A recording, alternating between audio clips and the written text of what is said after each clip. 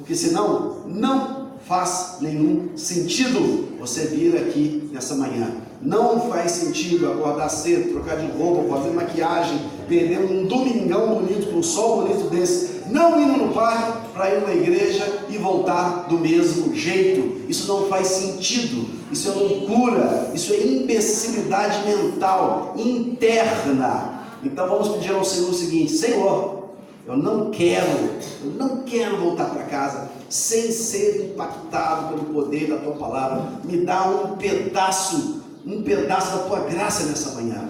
Levanta as mãos e diga, ora comigo: Senhor, eu quero um pedaço do Senhor dentro de mim nessa manhã. Revela-te a mim, em nome de Jesus. Amém. Isso é o que eu oro, isso é o que nós queremos para todos nós. E nós, pronto, joia. Eu prefiro assim com o pedestal, que fico com a mão livre.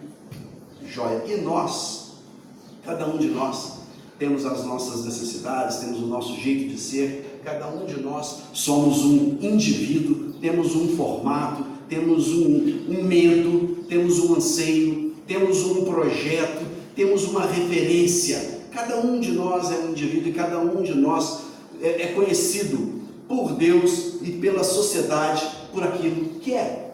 Como é que eu iria falar do Lannis, por exemplo? Quem é o Lannis? Assim, Lannis, que Lannis? Um que chegou há pouco tempo, que tem um cavanhaque branco, que é advogado, que gosta de pregar umas revelações que ele tem tido. Ah, já sei, o Lannis, sei quem que é, casado com a Lourdinha, esse mesmo, é o Lannis. Carminha, perdão, Carminha, me mata não. Aí o pessoal fala, mas quem é Carminha? Carminha, aquela está sempre conversando com Asdrubal. Quem é o Asdrubal? Asdrubal, aquele senhor que está sempre rindo, que tem uma bengalinha. Ah, já sei. Nós vamos dando as referências para poder identificar quem é a pessoa. Alguns de nós aqui temos que dar referências físicas. E aí pelo físico identifica quem é lá na igreja. Ah, é aquele cara. Às vezes você não dá uma referência física. Você fala assim, a Monize. Qual a Monize? Cadê a Monize? Está aí? Não está aí hoje. Então não pode falar, porque é fofoca, né? Só pode falar na cara. Falar na cara, se falar nas costas é fofoca. Mas aí vocês contam para ela que eu fiz a fofoca e está tudo certo. Assim, qual a Monize? Aquela que tem lá uma filhinha. Uau, tem um monte que tem uma filhinha. Aquela que é juíza. Ah, sei. Aquela que é juíza. Agora eu sei quem que é. Quem que é o Luciano Maia? O Luciano, quem? Aquele que é pastor. Aquele que é avô. Aquele que tem 50 anos, mas jura que tem 30, 50 anos. Jura, né? Ele tem um problema severo de cognição. A síndrome de Peter Pan bateu com toda a força. Ele é um exemplo cabal da síndrome de Peter Pan. É ele. Ah, agora eu já sei quem que é esse tal de Luciano. Um belo dia, um grande texto, maravilhoso texto, ele é considerado uma das maiores poesias já escritas na literatura mundial. Presta atenção nisso. É considerado uma das maiores poesias da literatura mundial e está dentro da nossa Bíblia. Por questões religiosas, muitos desprezam e acham que não é tão brilhante, mas é um livro brilhante, que é o livro de Jó, uma grande poesia. E Jó passa por isso, exatamente isso que eu estou falando. O livro ele começa descrevendo Jó. Você não precisa abrir, mas diz lá, na terra de Uz, que é perto de Midian, para quem não sabe, por isso que acham que foi Moisés que escreveu esse livro, que não tem o autor. Na terra de Uz morava um homem chamado Jó. Qual? O carpinteiro? Qual Jó? Não, aí vai ter que descrever qual Jó. Jó. Ele era bom e honesto, temia a Deus e procurava não fazer nada que fosse errado. Jó tinha 7 filhos e 3 filhas, e era dono de 7.000 ovelhas, 3.000 camelos, 1.000 bois e 500 jumentas. Jó tinha também um grande número de empregados. Enfim, Jó era o homem mais rico de todo o Oriente, era o mais rico daquelas paragens ali. Agora eu já sei quem que é Jó. É aquele que tem 7 filhos, 3 filhas, 500 jumentas, mais de 1.000 bois, muitos empregados, o homem mais rico. Já sei, agora eu sei que Jó que é. Pensei que fosse o outro Jó ali. Não, está falando daquele Jó ali. Bem ali dizendo quem é Jó, como que as pessoas viam Jó, a referência de Jó, uma identificação social de Jó. No versículo 6 acontece o seguinte, se quiser colocar aqui agora, não paga. Capítulo 1 de Jó, versículo 6. Se não der para botar, também não vai para o inferno. Versículo 6 diz o seguinte: chegou o dia em que os servidores celestiais vieram apresentar-se diante de Deus, o Senhor, e no meio deles veio também Satanás, veio junto. E o Senhor perguntou para Satanás: rapaz, você é aqui? De onde é que você vem? E Satanás respondeu, agora já é no 7 finalzinho, respondeu: estive dando uma volta pela terra, passeando aqui e ali. 6, 7. Não, é capítulo 1. Capítulo 1, versículo 7 agora. Jó 1, 7. Se eu disse errado, me perdoa. De onde você veio? De perambular pela terra e andar por ela. Eu gosto da minha versão mesmo, NTLH, como é que é mais bonito? Ele diz assim, tive dando uma voltinha na terra, passeando aqui e ali. Não é mais legal? Isso aqui é bem antigão, mas tá bom. Se tiver aí NTLH, muda, bota NTLH que é que eu gosto. E aí, o Senhor, que é o mais importante, o Senhor diz o seguinte: então você notou o meu servo Jó? E aí ele diz: você notou meu servo Jó, que tem muitas empregadas, 500 jumentas, 1.000 cabeças de gado? Não é isso que está dizendo? Não, isso não importa para Deus. Para Deus a referência de Jó não é essa. Deus não entra no que diz respeito aos bens de Jó. Ele não faz como o autor do texto, que dá uma referência física. Tem 7 filhos, tantas filhas, casado com fulano, tem muito dinheiro. Você fala assim, então você viu meu servo Jó. Reparou? Não há ninguém na terra como ele. Irrepreensível, íntegro, homem que teme a Deus e evita o mal. Assim que Deus via Jó. Essa era a referência. Não eram os bens que ele tinha, não era o número de filhos que ele tinha, não era com quem ele era casado, não é aquilo que ele tinha construído para deixar como herança, não era o número de títulos. Você viu Jó? Passou em primeiro lugar no concurso, vai ganhar 30 pau, e agora é férias, 13º e aposentadoria. Homem abençoado, hein? Olha aí. E precisou só o quê? Ter boa memória. Estudou, gravou tudo, fez uma prova e ganhou a vida. Com uma prova. Homem abençoado.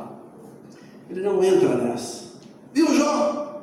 Qual? Aquele que tem muitos bens? Não. Temente a Deus. Isso é como Deus via Jó. Irrepreensível, íntegro, como que teme a Deus e evita o mal. Satanás poderia acusar Jó.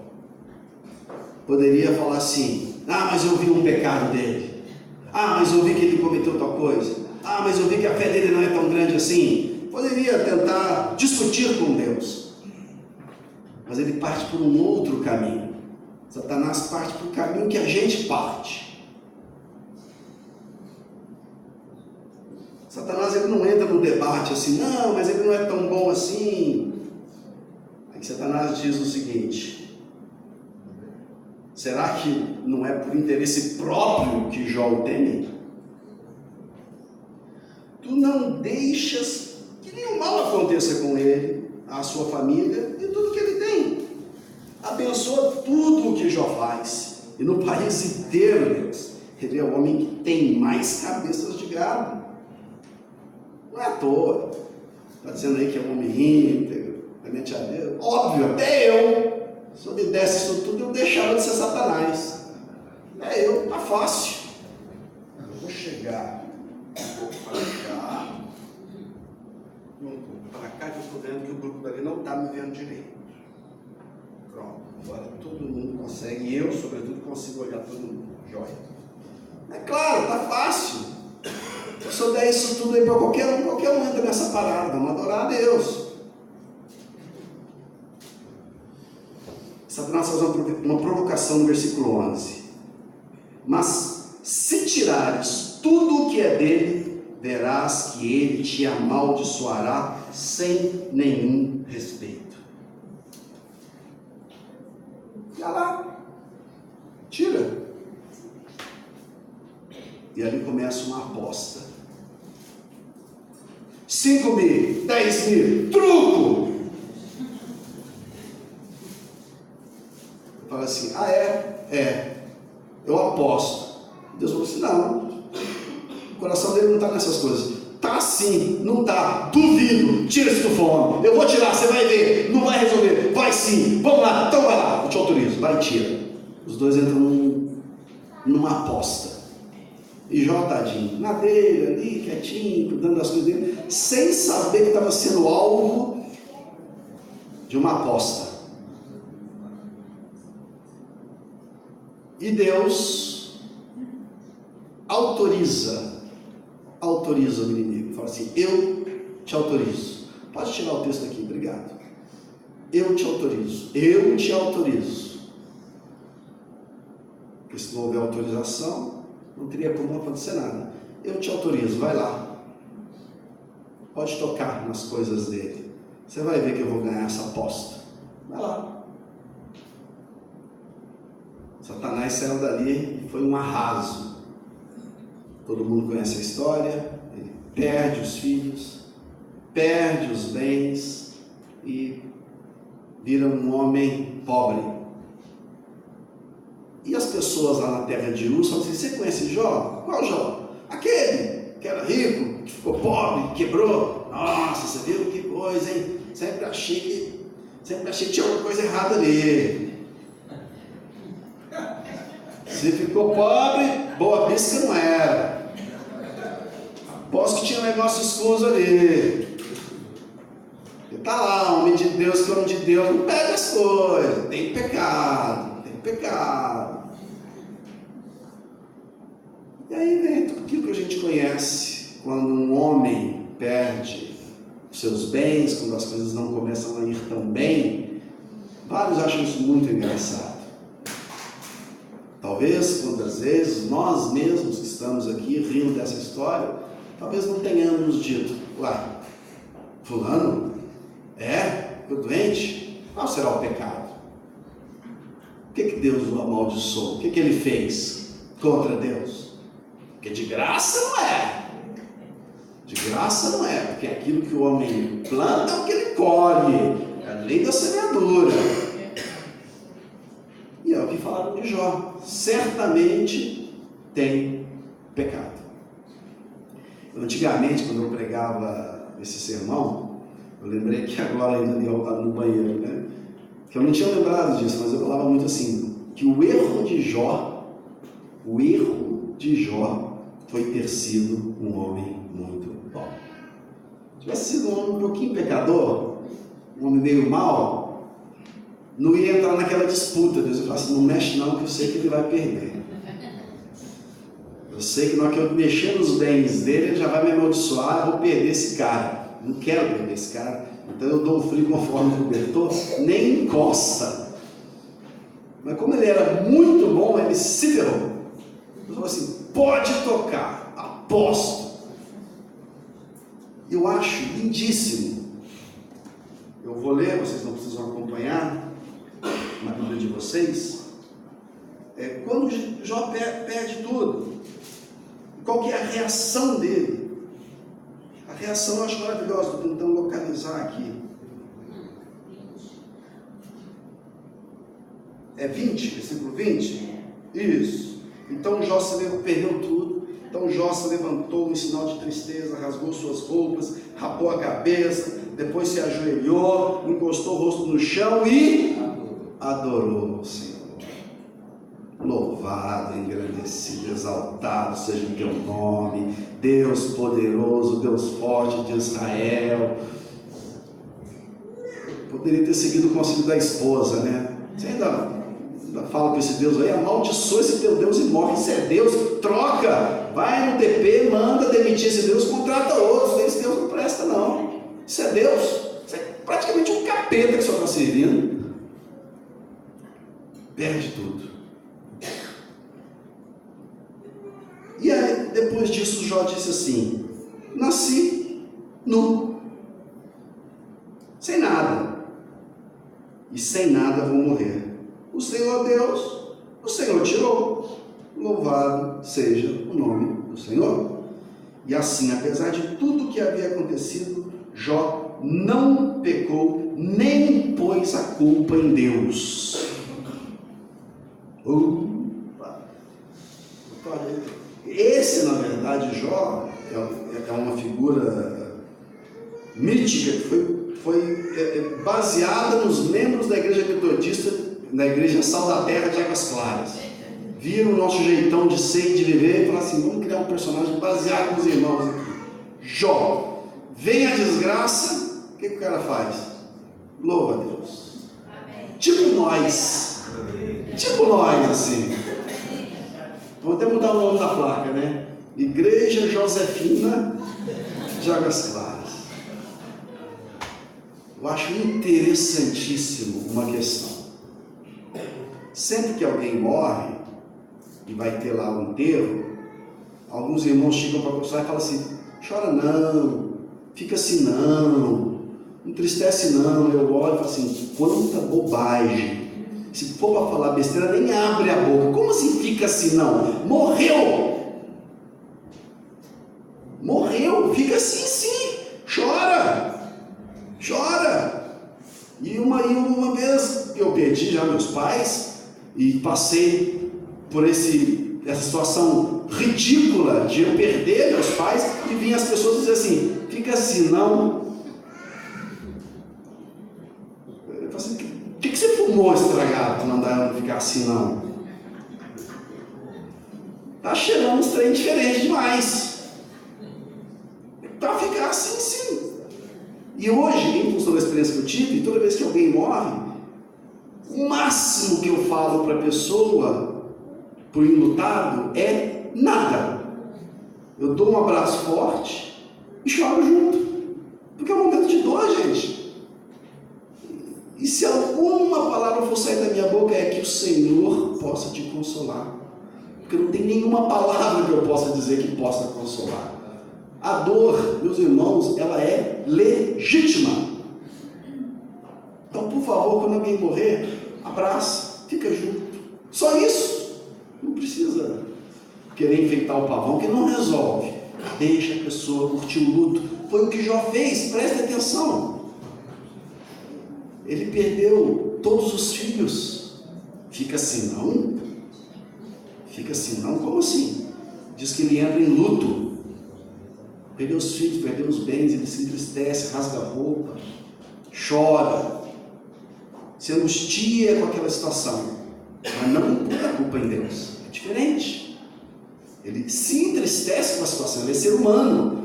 Que eu sou contra também essa teologia triunfalista, né? Não pode se entristecer com nada, não pode se deprimir com nada, não pode ficar triste com nada. Isso é do diabo. É claro que pode. Você não pode permanecer nesse lugar. É assim como Jó, ele ficou triste, isso é de Deus. É angustiante perder a família.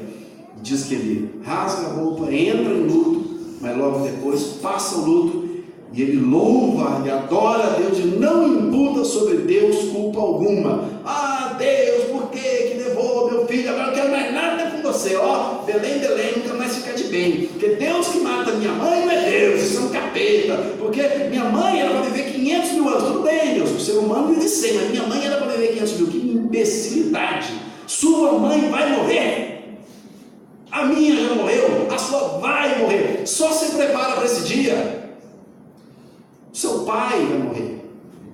É natural, é o ciclo natural da vida. E você vai se revoltar com Deus pelo ciclo natural da existência. Que tamanho de infantilidade espiritual é essa? A vida é cíclica.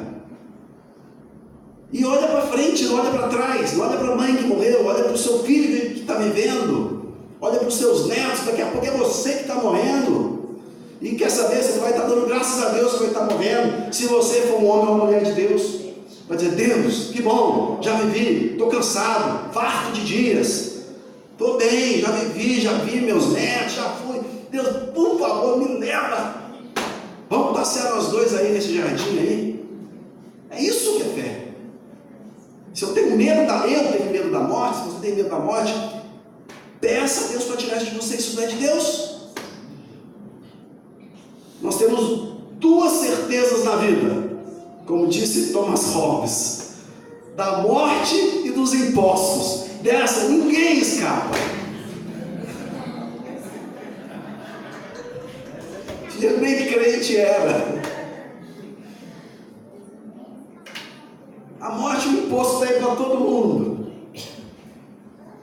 E Jó, ele simplesmente curte o seu luto, curte a sua dor e não imputa culpa nenhuma a Deus, mas passado o seu luto, ele põe o rosto em terra e adora a Deus.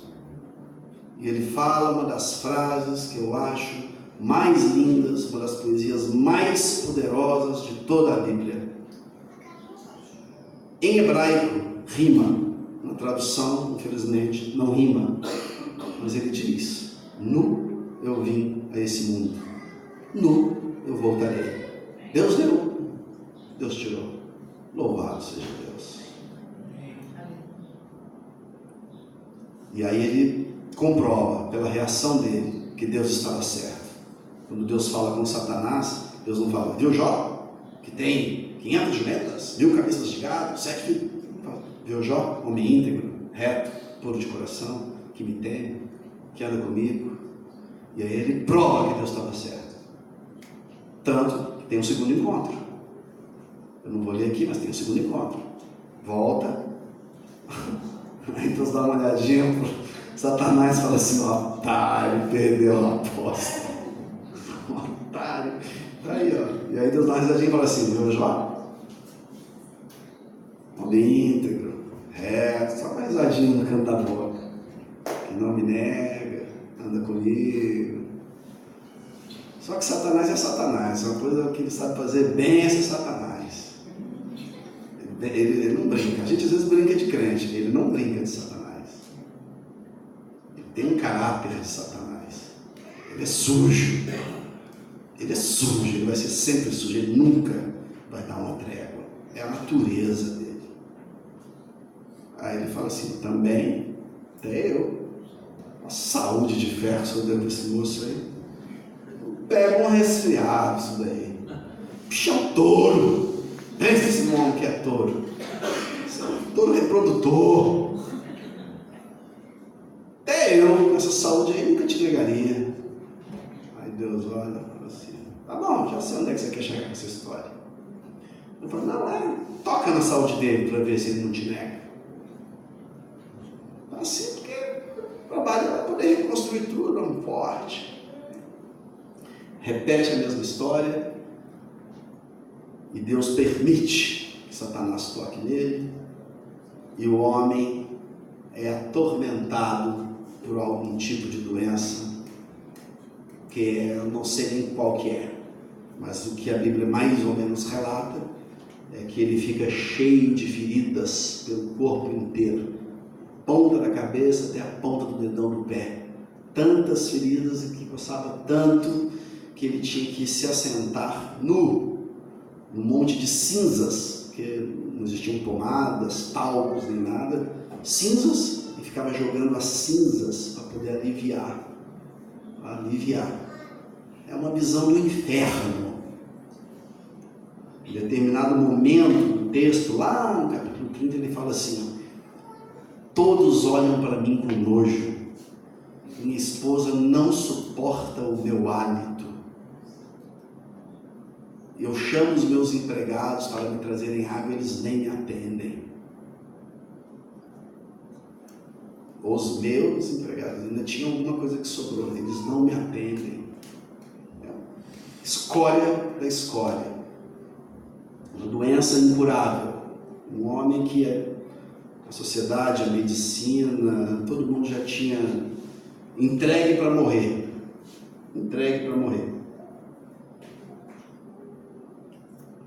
Começa lá um embate, que eu não vou entrar muito no caso aqui agora. Daria para a gente falar sobre esse tema a manhã inteira, a tarde inteira, e destacando pontos que são espetaculares nesse poema.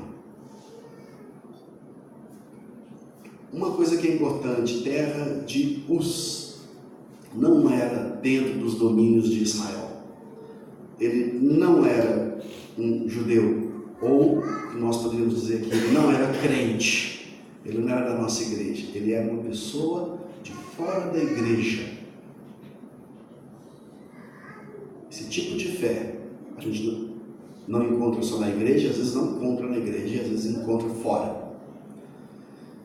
E a comprovação de que ele não era judeu é que no livro inteiro não se usa a palavra Senhor, que é Jeová. Usa o tempo todo a palavra Deus, que é Elohim. Então toda vez que ele fala de Deus, ele fala Elohim. A palavra Elohim, ela é usada para o Deus genérico, sabe? Deus, assim, Deus, um ser genérico, é Elohim. Às vezes é usado